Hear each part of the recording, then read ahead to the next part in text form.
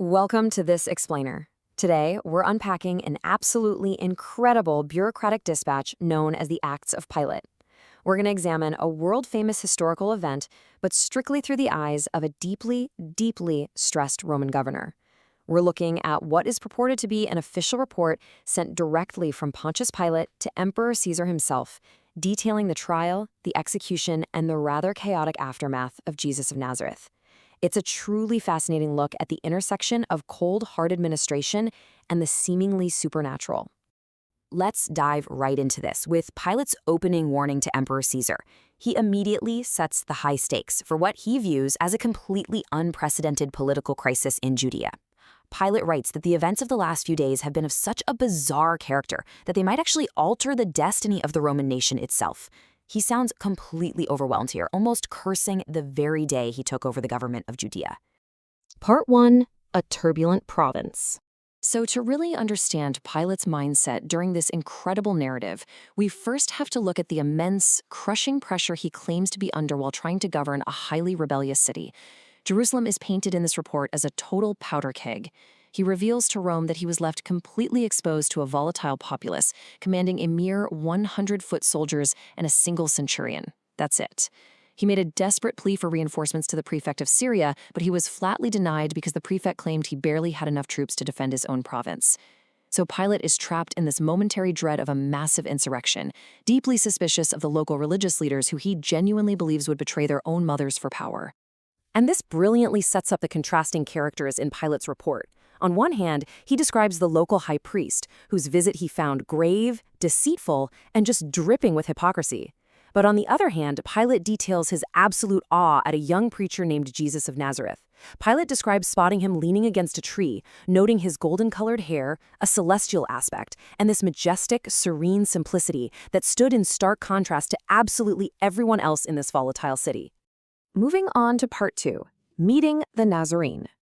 Now, initially, Pilate was incredibly apprehensive. Given all the tension in Jerusalem, he immediately suspected this new preacher might be a seditious rebel, seeking to stir up the crowds against the Roman Empire.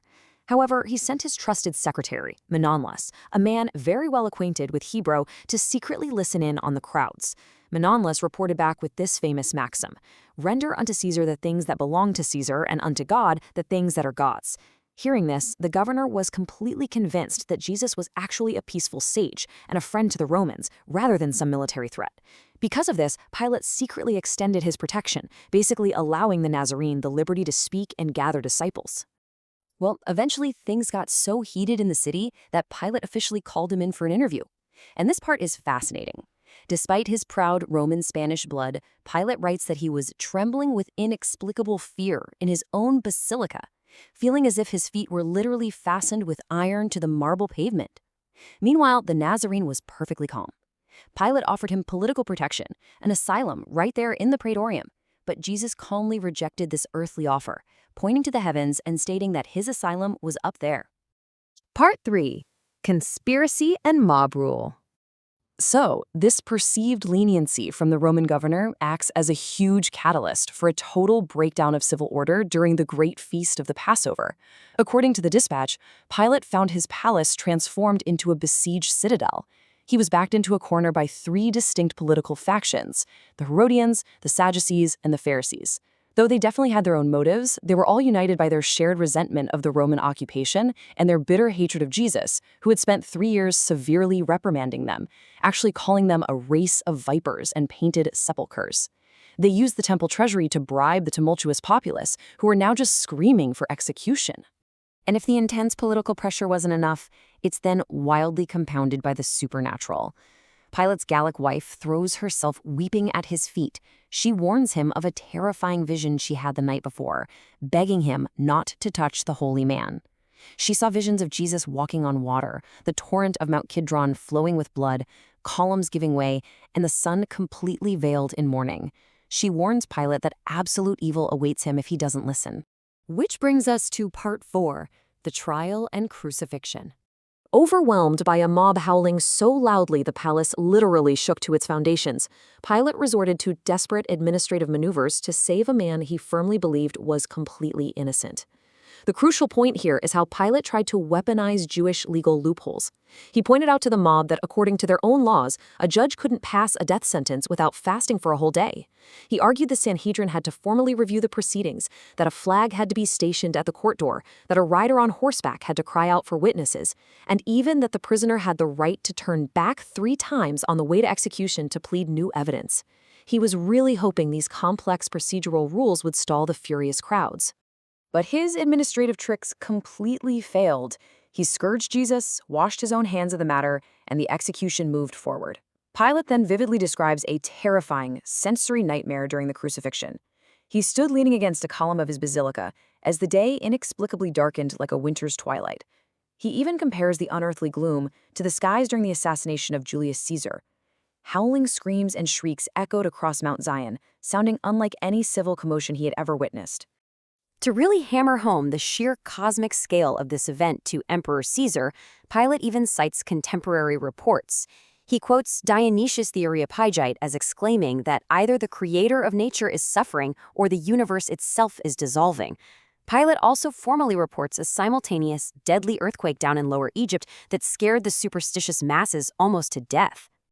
Part 5. The Empty Tomb. Now, as we know, the crisis doesn't just end with the execution. It escalates drastically a few days later when the tomb is found empty. This massive security breach prompts Pilate to launch a highly detailed, official military investigation to figure out exactly what happened to the missing body. He calls in the commanding guard, a lieutenant named Ben Isham, and methodically cross-examines him to rule out basic negligence. He asks, "Were you asleep?" Isham says absolutely not. The penalty for sleeping on duty is death. Pilate pushes back. "Could the bright light you saw just have been the sunrise?" Isham denies it, stating it was far too early and exceedingly dark, just a stone's cast away. What's absolutely fascinating here is Isham's exact timeline of the Fourth Watch. It lays out a sequence of awe-inspiring, supernatural phenomena that sound entirely out of place in a rigid Roman military report. Isham describes seeing a soft, beautiful light over the sepulchre. Then, the whole place lit up, and he saw crowds of the dead in grave clothes, shouting in ecstasy. He heard the most beautiful, heavenly music filling the air, right before the earth began reeling and swimming so violently that he turned sick, lost his senses, and fainted face down on the ground. But wait, it gets crazier. Pilate's rigorous intelligence gathering reveals a massive cover-up. The very priests who were insisting on the execution had immediately offered Isham and his guards money to say an earthquake happened and that disciples had simply stolen the body. But Pilate discovered something even more shocking. Privately, these same religious leaders were admitting that Jesus was likely not a mere human. They whispered that he might have been an ancient, supernatural being who had previously walked the earth with historical figures like Abraham and Lot. Finally, Part 6, Pilate's Final Verdict. After compiling this absolute chaos of a sequence, the trial, the execution, the supernatural darkness, and the military investigation of the empty tomb, the pragmatic Roman governor gives his astonishing assessment to Caesar. Pilate notes that even Jesus' fiercest enemies couldn't dispute his miracles. Both friends and foes testified that he converted water to wine, healed diseases, and calmed storms at sea. And most importantly for a Roman governor, he broke absolutely no civil laws and harmed no individual. Weighing all this undeniable evidence, Pilate formally declares to his emperor that this man was no criminal, but truly the Son of God. So, this leaves us with a truly fascinating perspective to consider. We have to ask ourselves, when we take events that are so deeply embedded in global religion and mythology, and view them instead through the hyper-pragmatic, incredibly stressed lens of cold Roman bureaucracy, it changes everything. If the acts of Pilate accurately reflects a historical dispatch, how does seeing the miraculous treated as a messy administrative nightmare fundamentally change our understanding of history's most famous trial? It's a profound thought to carry with you. Thanks for joining me on this explainer, and remember to keep questioning the history you think you know.